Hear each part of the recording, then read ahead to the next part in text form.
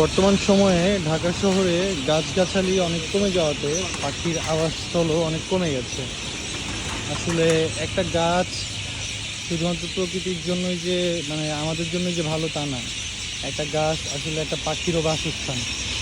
তো আমি একটা জায়গায় আসছি, দেখেন এখানটাতে কি পরিমাণ পাখির কিচিরমিচির, যেটা কিনা শুনতে খুব ভাল লাগে। শীতের সময়ে সকালবেলা এরকম পাখির কিচিরমিচির এবং সন্ধ্যার সময় এরকম পাখির কিচিরমিচির শোনা যায়। এই হচ্ছে গাছটা।